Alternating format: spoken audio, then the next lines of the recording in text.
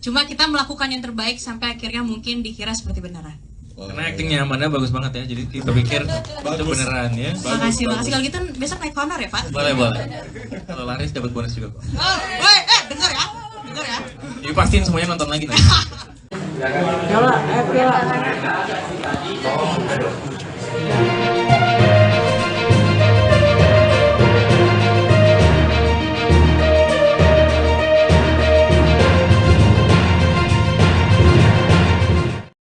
Selamat siang Tribuners, jumpa lagi bersama dengan saya Kusnul Asyaifah dalam tayangan Berita Selebritis di Tribun Lampung. Kami akan menyajikan informasi menarik dan terupdate seputar selebritis tanah air untuk Anda. Dan inilah berita selebritis selengkapnya. Berita pertama, berperan menjadi anak indigo, Amanda Manopo takut dibuka mata batinnya. Amanda Manopo kembali ke layar lebar dengan membintangi film Indigo. Pertama kali bermain film horor, Amanda Manopo memerankan karakter bernama Zora, seorang pelukis yang punya kemampuan indigo. Meski berperan sebagai anak indigo, rupanya Amanda Manopo tidak berani membuka mata batinnya. Meski tidak benar-benar membuka mata batinnya, Amanda Manopo berusaha memberikan akting yang maksimal kepada penonton. Kualitas akting Amanda Manopo pun dipuji dari Rocky Soraya selaku produser sekaligus sutradara film Indigo. Saya sangat suka dengan, selalu suka dengan treatment pengambilan gambar dan lain sebagainya. Di sini ada nama Himalan dan tentunya menjadi bestinya Pak Rocky untuk Hitchmaker. Ada beberapa gambar yang beda Pak dari beberapa film sebelumnya. Ada angle pengambilan gambar yang beda dan cukup sulit pada saat menaruh Amanda di Rasuki dan kemudian close up yang dilakukan oleh entitas dari sebelumnya ke Amanda. Dan saya setuju totally layer dari actingnya Amanda semakin improve ya Amanda. Dan tentu saja sebelum Kayaknya dari sebelumnya udah bagus deh Amanda. Ya, kalau nggak saya pakai. Ya, saya makin memuji gitu loh Amanda. Jadi tolong dibuktikan aja Pak untuk menambah bonusnya supaya Amanda bisa berbagi untuk teman-teman media gitu ya. Boleh. Oke. Saya mau stressing point sebenarnya bukan ke Amandanya karena kalau sudah bagus dan baik itu adalah milik Amanda. Nicole Rossi saya takjub ya, terkesima dengan layer actingmu. Pak Rocky, kalau misalnya kita melihat Nicole Rossi di 5 menit pertama itu sangat konsisten sampai di menit ke-40, sampai pun dia tidur sebenarnya dia sudah berakting lagi gitu. Dan dia tidak merubah instruksi yang Bapak berikan. Karena aktor yang baik itu adalah aktor yang bisa ngikutin maunya sutradara. Jadi tidak gagagan sendiri Aliando. Oke? Dan ini menjadi pelajaran akting yang baik untuk seorang Nicole ya. Dan saya merekomendasi sih untuk Nicole untuk bisa menjadi di sini dia pemeran utama atau pemeran pembantu ya Pak? Nicole. Iya, artinya saya melihat justru porsinya itu tidak begitu jauh dari Amanda gitu ya. Sebagai karena ini point of view-nya dari karakter Amanda, jadi betul, pasti scene-nya paling banyak ya. Betul. Jadi saya berhitung scene sebenarnya Pak. Kalau misalnya Bapak tanya balik ke saya hitung scene Pak. Saya kebetulan film kritik film, jadi saya harus hitung scene. Jadi saya harus memang detail untuk persoalan itu. Saya ingin tahu Nicole, bagaimana sih kamu menerjemahkan skenario? Karena skenario itu yang membentuk layer dari acting kamu Nicole. Karena kamu sama sekali tidak senyum, mukamu sendu banget dan kemudian sadness berkepanjangan gitu ya sampai detik terakhir. Jadi kamu harus lihat siapa sih? Apakah kamu punya idola di bintang film yang lain ataukah kamu cukup saya minta tolong kamu ceritain ke media. Kemudian saya tidak terlalu bertanya lagi untuk Aliando. Jadi Aliando sudah seperti itu. Jadi sudah sangat ganteng dan tampan. Thank you. Tulisnya seperti itu apa itu? Cuman ke Kakak Sarah aja. Kakak Sarah, kita ini kan akhirnya punya banyak pendatang ya ke persoalan entitas, kemudian metafisik dan yang lain. Dan kalau saya lihat di Indigo sih, menurut saya Pak Rocky belum ada sesuatu yang baru lagi ditampilkan oleh Sarah. Jadi masih dengan cerita beberapa tahun yang lalu sih. Jadi saya belum bisa melihat Indigo ini dari sisi menampilkan Sarah dengan sepasang yang bisa mengobati yang kerasukan dan sebagainya. Karena itu kan kalau kita lihat ke Hollywood itu kan sudah ditinggalkan ya. Jadi tidak dimunculkan lagi di tahun 2023. Kalau kita ada di tahun 2020 mungkin Sarah masih laku Pak Rofi, tapi persoalannya ini kan tahun 2023. Jadi Jujur saya kurang ngerti juga mulai ngomong apa persen. Iya. Saya cuman mau sedikit meminta pendapat dari Sarah sih. Bagaimana Sarah mendudukkan, karena beberapa media juga di sini kayaknya kurang paham apa yang terjadi ya. Iya. Oke, pertanyaannya aja langsung. Iya. Oke. Pertanyaan saya cuman ke Sarah aja sih Pak Rofi. Thank you, makasih. Pertanyaannya apa? Ya kalau misalnya saya nggak laku kan itu rezeki di tangan Tuhan ya. Bener nggak? Saya nggak bertanya. Iya. Atau tidaknya Sarah. Iya, mau tanya apa? Pertanyaannya apa? Karena belum ada pertanyaan dari tadi. Nah, itu barusan ada kritikan. Sebenarnya kamu kan sudah pernah main nih di Iya. filmnya. Berita selanjutnya, Indara Rusli membantah Virgon pernah mengajak untuk rujuk.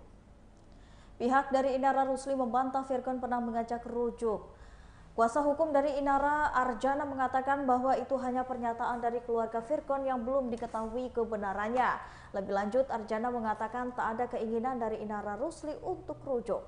Bahkan dengan tegas, Inara tetap pada kekeh untuk gugatan kepada Virgon. Kini Inara fokus pada hak asuh anak yang kini tengah diperjuangkan di meja pengadilan. Kelanjutannya, dari kelanjutannya sih kita belum dapat apa ya, tapi yang jelas itu bukan main. Bukan mainan. Kita belum ada ambil langkah untuk ke situ gitu. Karena kan sebenarnya borgol itu kan borgol asli. Penguasaan warga sipil atas borgol itu atas dasar apa? Cuman kita nggak usah membahas ke situ, kita fokus dalam perkara ini, kita nggak mau membuka perkara lain lagi, tetap fokus pada ini untuk penyelesaian karena itu udah di akhir. Kita menuju akhir-akhir persidangan, jadi kita fokus ke situ. Kita membuka lagi permasalahan yang lain. Tapi yang jadi pertanyaan teman-teman kan, apakah borgol asli berlogo Polri bertuliskan Polri wajar apa enggak dimiliki oleh warga sipil?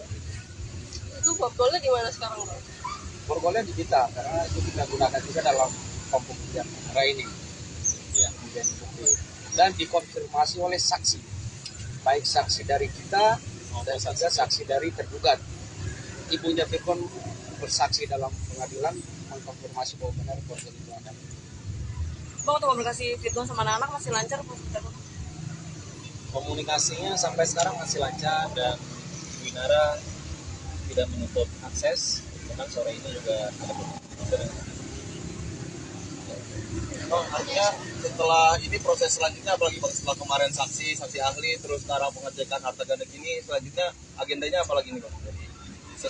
Kesimpulan dari kita ya, dan saksi lagi ya sama putusan setelah ahli ya, karena kan Rabu depan masih ahli.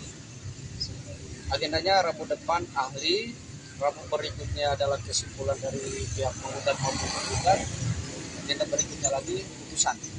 Jadi hanya 3 kali agenda lagi yang selesai. Bang, ada yang artikel juga mengatakan bahwa Virgon mau rujuk, itu benar atau enggak? Pernah meminta rujuk? Itu nggak tepat. Itu kan informasi ini kan beredar dari keluarga dari Virgon, tapi sampai tadi pun kami di rumah, klien kami mengkonfirmasi bahwa tidak ada upaya dari klien kami untuk melakukan rujuk, tetap konsisten pada gugatan ini sampai dengan kalau hakim dijadikan. Ya. Dan saya tambahkan juga terkait rujuk ini kan memang ini yang Berikut ini ada dari Brescia Jody yang merilis single terbarunya yang berjudul Kedua Kali, menceritakan soal sakit hati yang berulang. Penyanyi solo wanita Indonesia Brescia Jody kembali dengan single terbarunya yang berjudul Kedua Kalinya. Lagu ini merupakan single kedua dari Brescia Jody di tahun 2023 ini. Setelah sebelumnya ia merilis single duet bersama dengan Fabio Aster pada Juli lalu, Kedua Kali ini menceritakan soal sakit hati yang dialami seorang pasca berulang untuk kedua kalinya. Inti dari lagu ini adalah sebuah perasaan sakit hati dan kesal karena seseorang yang telah diberikan kesempatan kedua justru menyia-nyiakan kesempatan tersebut. Ada hambatan nggak sih di proses pembuatannya, Jody? Hambatannya sih mungkin lagunya susah, lagunya sulit dinyanyiin, tapi kalau udah, karena pas rekaman itu memang, ini cerita lucu, jadi pas rekaman itu aku, salah deh, aku rekaman sama Fabio deh, salah. Kalau ini nggak ada hambatan. Aman ya? Sorry. Oke, nggak ada. Aman semua. Lancar. Lagunya menceritakan tentang apa sih? Menceritakan tentang udah disakitin tapi dikasih kesempatan lagi, kedua kalinya tapi disakitin lagi. Hal yang lumrah terjadi. Berarti pengalaman pribadi kan? Pernah mengalami itu, tapi kalau di lagu ini enggak sih. Jadi dari ceritanya orang, ceritanya teman gitu, terus dijadiin lagu. Kayaknya semua orang pernah ngalamin deh.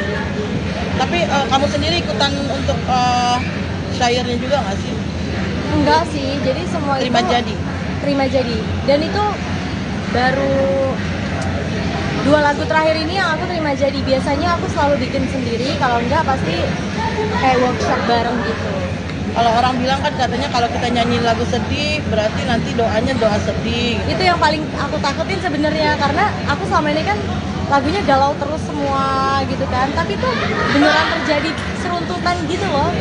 Jadi kayak beneran jadi seruntutan gitu, makanya aku istirahatkan dulu galaunya, aku ganti lagu yang bener-bener romantis yang selamanya bersama, baru aku lagu galau lagi. Sebenarnya takut sih, makanya aku tuh mikir kalau misalnya mau rilis lagu galau lagi tuh lebih ke mikir kalau misalnya aku nyanyiin terus kayak bisa terjadi. Emang rasanya mitos, cuman karena aku adalah yang ngerasain, nah pasti ada rasa ketakutan.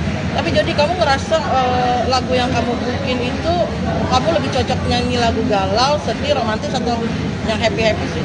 Kalau aku galau sih, makanya kan dulu aku dijulukin sampai sekarang mungkin ya Queen of Galau lah Indonesia. Jadi kalau ratunya itu princess, bawahnya Queen apa sih?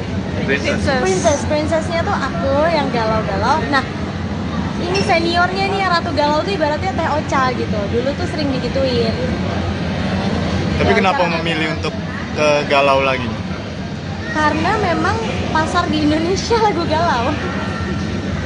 Dan banyak yang relate aja sih dengan lagu-lagu galau.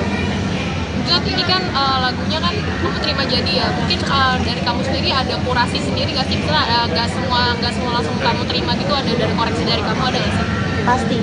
Jadi karena aku biasa menciptakan lagu sendiri, jadi kalau misalnya dari label aku mengajukan beberapa lagu dari pencipta lagu, aku kadang nggak bisa langsung terima, karena ibaratnya dari 20 lagu mungkin hanya aku bisa terima 1 atau bahkan nggak sama sekali, karena aku cukup idealis dalam bermusik. Tadi kan kamu katanya kurang lebih 20 lagu nih. Kalau saat kamu pernah lupa lirik gak sih dari semua single-single kamu itu? Kan yang dibawain cuma 7 kalau misalnya nyanyi. Sering lupa lirik, jadinya selalu punya tim yang bawa liriknya. Kalau enggak, aku lihat dari mulutnya timnya itu. Kadang aku tuh aku suka blank gitu loh kalau di panggung untuk lagu-lagu tertentu lah. Tapi ya lancar-lancar aja kan, penontonnya nyanyi bareng, jadi tinggal gitu. Maksudnya seperti apa sih blanknya gitu? Iya. Kenapa bisa blank? Karena masalah apa ya? Aku tuh sukanya orangnya moody. Jadi kadang kalau moodnya lagi nggak bagus banget tuh aku rasanya nggak bisa banget itu ngafalin lirik. Soalnya gini, kadang aku kan jarang nih, misalnya aku bawa dari 22 lagu aku bawa cuma 7. Dan ada juga lagu yang emang nggak sering aku bawain, jadinya itu yang bikin aku lupa. Tapi di request sama klien untuk menyanyikan lagu itu. Tapi untungnya ya semua fine-fine aja karena mereka request dan mereka nyanyi bareng. Jadi kayak aku pasti akan paling cuman lupa pun cuman paling bagian satu baris lah maksimal. Sisanya terus bisa keinget lagi. Jadi mungkin tadi kan bercerita tentang ini kamera wartawan yang viral itu nggak ada kan di sini. Jod, ini tadi kamu bercerita bahwa lagu ini kan perihal hubungan toksik ya, artinya ada sisi KDRT-nya segala macam. Apalagi ini pemberitaan banyak banget ya untuk hubungan toksik kayak gitu. Lu sendiri pernah melihatnya seperti apa sih hubungan toksik itu sendiri?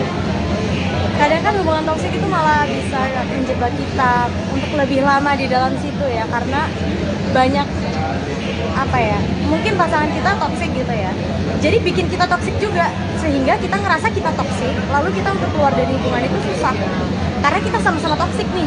Itu yang bikin susah. Padahal kalau kita berhasil keluar dari hubungan toksik, di luar itu sudah ada yang menunggu kita, udah ada yang mau memberikan cintanya kepada kita dengan tulus, dan kita tuh bakalan dirawat sama orang itu. Masalahnya ya, tapi keluar dari situ aja susah banget. Pernah mengalami nggak sih, Jon? Mungkin pernah mengalami seperti itu ya? Sampai di mungkin berapa lama nih mengalami? Apa ini? Hubungan toksik. Terjebak dalam hubungan toksik. Terjebak dalam hubungan toksik pernah lah. Pernah, pasti pernah. Membuka luka lama dong.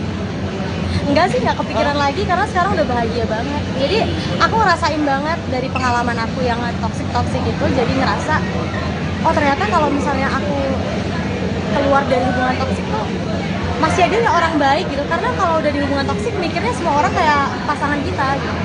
Pasti nanti kalau aku pergi sama orang lain atau aku pacaran sama orang lain pasti juga toksik juga, gitu-gitu sih yang bikin kita stuck di hubungan toksik. Berapa lama sih Jon mungkin mengalami hubungan toksik? 4,5 tahun ada, 2 tahun juga ada. Ya pokoknya emang kita harus ngalamin kayak gitu dulu sih baru bisa nilai orang tuh seperti apa gitu. Yang lu rasakan, yang lu alami pas hubungan toksik apa sih yang pernah lu terima mungkin, Jon? Apa ya? Mungkin sampai omongan yang gak enak atau sampai ringan ya, tangan? pasti direndahkan gitu ya, biasa dikatain gitu kan, di ringan tangan juga pernah. Jadi kadang kan kita mikir apa kita yang salah ya, apa sebenarnya kita yang nggak bener ya, itu yang salah, sebenarnya kita nggak boleh kayak gitu. Parah deh. Tapi Jod, kalau aku nggak tahu sih, itu Tuhan Maha Besar. Jadi setiap aku ngejalanin hubungan yang kayak gitu, karena aku orangnya toleransi banget, aku tuh nggak mungkin putus kalau nggak 0% cintaku sama dia. Jadi walaupun masih 1% pun aku pasti akan masih bertahan. Tapi kalau udah 0%, udah muak bener, aku baru cabut. Tapi karena aku selalu punya keluarga yang support dan punya teman-teman yang baik sekali, jadi pas pacaran emang rada buta sih sama itu, kayak nggak mau denger gitu kan. Tapi setelah aku udah ngalamin, oh bener juga nih cowok nggak bener nih gitu ya, kata keluargaku dan segala macam. Nah dari situ sama Tuhan dihilangin aja rasa aku 0 gitu, langsung tek dicabut. Terus aku langsung belas nggak ada rasa. Jadi aku kalau putus tuh udah belas nggak ada rasa. Belas, 1 hari kemudian, 1 jam kemudiannya udah belas. Tapi Jod, melihat sekarang kan banyak cewek-cewek yang bucin-bucin ya, sampai dipukulin, sampai akhirnya meregang nyawa pun direlain gitu. Jadi sendiri seperti apa sih ngelihat? Mirisnya seperti apa Jod, pasangan-pasangan demikian? Mirisnya gimana ya? Yang mukulin sih aneh sih, kurang edukasi. Udah nggak ngerti sih, aku nggak ngerti kalau misalnya hubungan orang kayak dipukulin tetap mau ya balik lagi. Mungkin dia ngerasa si cewek ini tuh ngerasa akan berubah, yang mau nerima dia apa adanya tuh cuman pasangan. Jadi untuk susah tahu orang, ibaratnya dipukulin aja masih bisa bertahan gitu kan. Jadi kayak nggak bisa, pasti ngerasa dirinya juga setara, selevel sama pasangannya. Karena kalau kita pacaran kan kayak ke bawah terus kan, habit pasangan semuanya ke bawah. Kita yang tadinya nggak galak bisa jadi kasar juga loh. Iya. Itu yang harus dihindari sih. Makanya aku tuh selalu di support keluarga dan selalu diawasin keluarga. Jadi aku selalu punya prinsip yang kuat, dan sampai hari ini prinsip aku tuh pegang teguh terus. Jadi itu yang ngamanin aku dari segala mara bahaya. Prinsipnya apa? Ya prinsipnya kuat, maksudnya aku selalu tahu worth aku tuh seberapa, gimana ya bahasanya, nilai aku, value aku tuh seberapa. Jadi aku nggak mau direndahkan, aku nggak mau diinikan, aku tahu diriku tuh kayak apa gitu. Artinya mungkin ada pesan untuk wanita-wanita di luar sana dalam menjalin satu hubungan. Iya, sebenarnya kan simple. Hubungan itu kan harus bikin kita bahagia, bukan menambah beban hidup.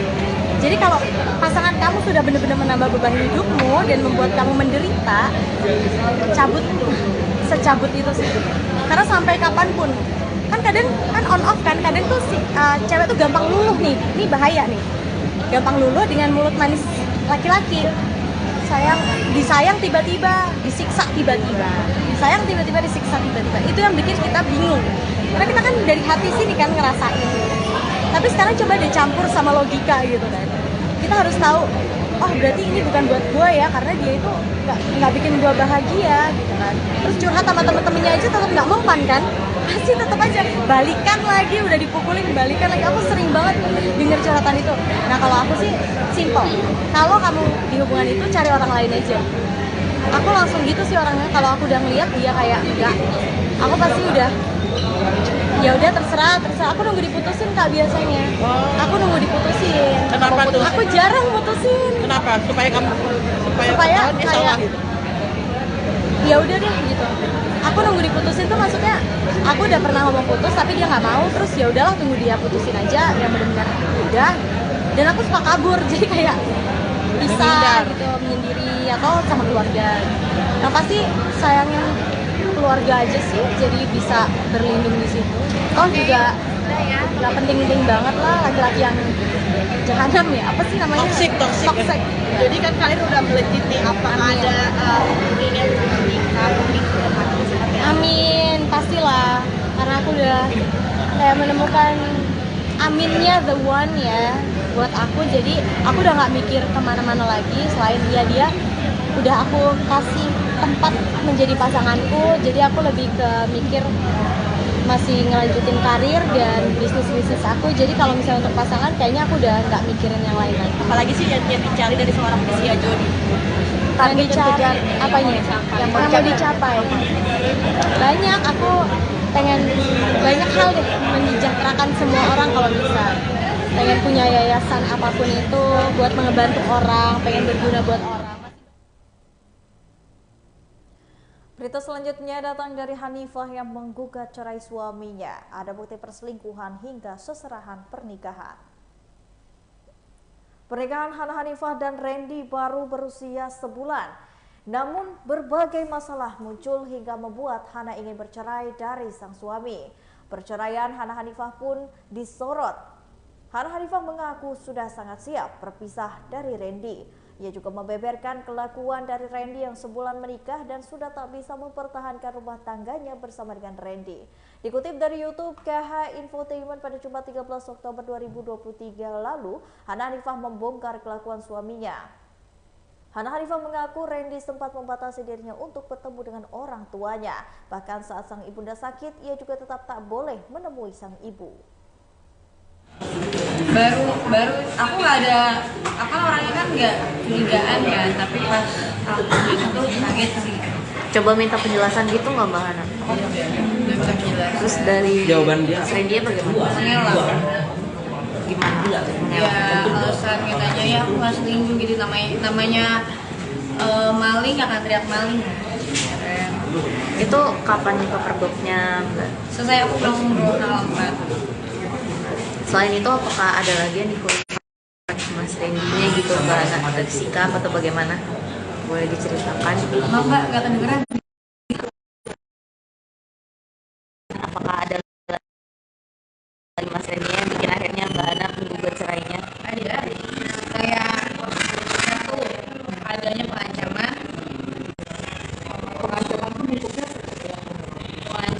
ya intinya dia ingin menjatuhkan aku aja, makanya kan dia di sosmed seolah-olah mau bikin satu seolah aku yang salah kan, seolah aku yang selingkuh.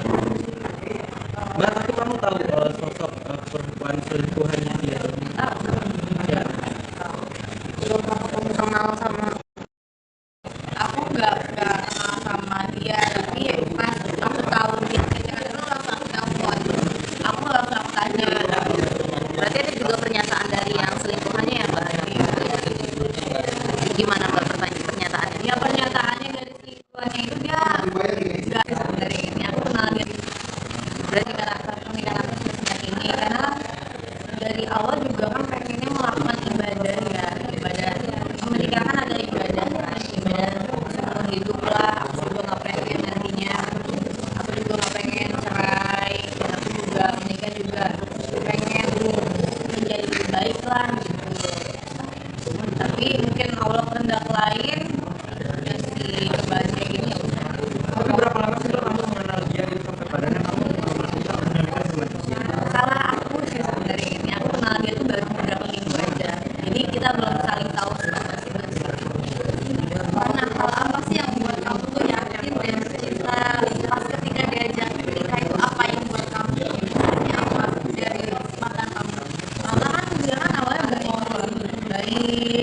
ya baik dan gitu orang pendiam, pas nikah ternyata sebaliknya balik. Baiknya segimana sih Mbak? Kayak ngasih apa gitu Mbak? Gimana sih effortnya Mbak sebelum ya baik, nggak pernah neko-neko sama dia gitu. Terus sih berarti yang 3 minggu itu udah pengenalan dengan keluarganya juga atau bagaimana Mbak? udah pengenalan sama keluarga. Terus mana keluarga latar belakang dia bagaimana? Yadi Sembako terpukul karena ikut terseret ke dalam dugaan kasus penipuan 198 juta dengan Gus Anom. Yadi Sembako mengaku terpukul dengan dirinya yang terseret dalam kasus dugaan penipuan, yakni sebesar 198 juta terhadap pihak I.O. Hal tersebut disampaikan oleh Yadi Sembako setelah menjalani pemeriksaan sebagai terlapor dugaan penipuan di Polres Tangerang Selatan, Banten pada Rabu 11 Oktober 2023 lalu. Menurut Yadi Sembako, kasus ini membuat karirnya yang dibangun dari nol kini hancur. Yadi Sembako menegaskan bahwa apa yang ia lakukan merupakan perintah dari komisarisnya dalam hal ini, yakni Agus Anom.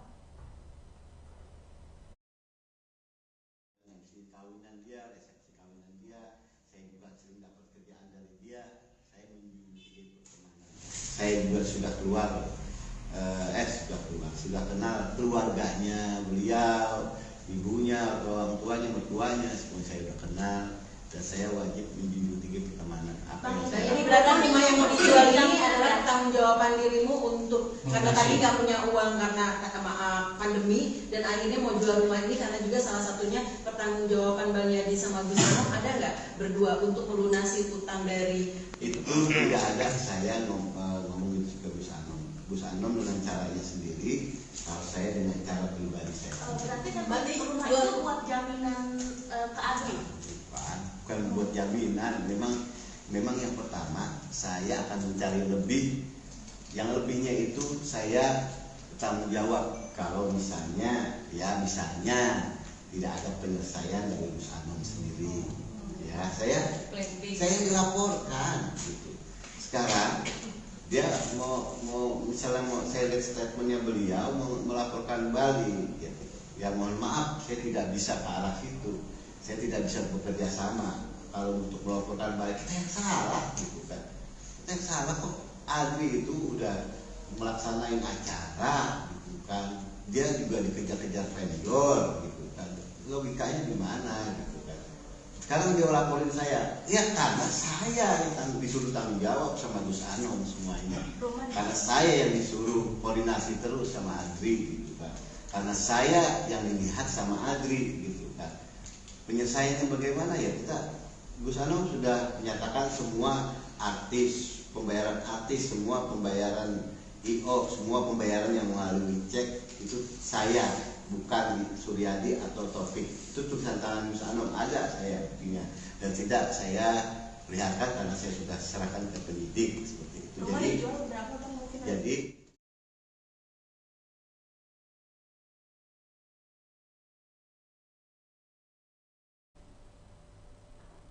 Baiklah Tribuners, inilah tadi berita selebritis di Tribun Lampung bersama dengan saya, Kusnul Asyaifah. Jangan lupa untuk terus saksikan video selengkapnya di YouTube Tribun Lampung News Video, Facebook Tribun Lampung, Instagram Tribun Lampung, dan juga TikTok Tribun Lampung untuk bisa mendapatkan informasi terupdate lainnya. Selamat siang dan sampai jumpa.